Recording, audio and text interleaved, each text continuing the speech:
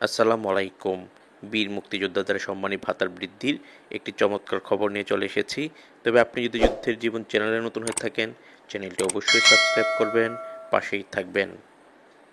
অর্থমন্ত্রীর সভাপতিত্বে আজ সচিবালয়ে অনুষ্ঠিত সামাজিক নিরাপত্তা কর্মসূচি সংক্রান্ত মন্ত্রিসভা কমিটির বৈঠকে মুক্তিযুদ্ধ বিষয়ক মন্ত্রী মোজাম্মেল হক সম্মানী ভাতা বৃদ্ধির প্রস্তাব দেন।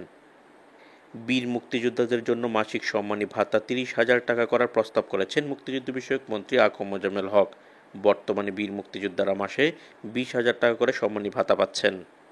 সচিবালয়ে মঙ্গলবার অর্থমন্ত্রী আবুল হাসান মাহমুদ আলীর সভাপতিত্বে অনুষ্ঠিত সামাজিক নিরাপত্তা কর্মসূচি সংক্রান্ত মন্ত্রিসভা কমিটির বৈঠকে সম্মানী ভাতা বৃদ্ধির প্রস্তাব দেন মুক্তিযুদ্ধ বিষয়ক মন্ত্রী মোজাম্মেল হক।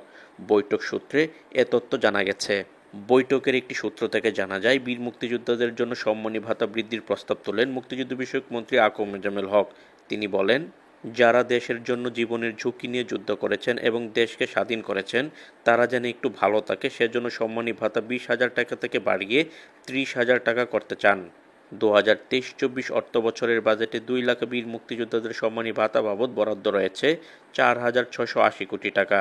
প্রস্তাব অনুমোদিত হলে তাদের জন্য আরও ২,৩৪০ কোটি টাকা ব্যয় বাড়বে ২০২৪-২৫ অর্থবছরে।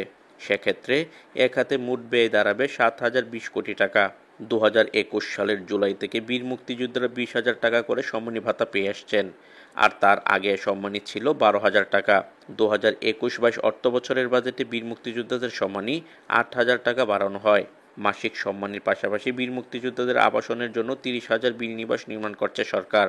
বৈঠকে সমাজ কল্যাণমন্ত্রী দীপু মনি, মহিলা ও শিশু বিষয়ক প্রতিমন্ত্রী সিমিন হোসেন রিমি, যুব ও ক্রীড়া প্রতিমন্ত্রী নাজমুল হাসান, মন্ত্রিপরিষদ সচিব মাহবুব হোসেন, দুর্যোগ ব্যবস্থাপনা ও ত্রাণ সচিব মোহাম্মদ কামরুল হাসান প্রমুখ উপস্থিত ছিলেন। বীর মুক্তিযোদ্ধাদের সম্মানী ভাতা বৃদ্ধির নতুন কোনো আপডেট এলে সাথে সাথে আমি আপনাদের জানাবো। তো ততক্ষণ পর্যন্ত সবাই ভালো থাকবেন, সুস্থ থাকবেন। আল্লাহ হাফেজ।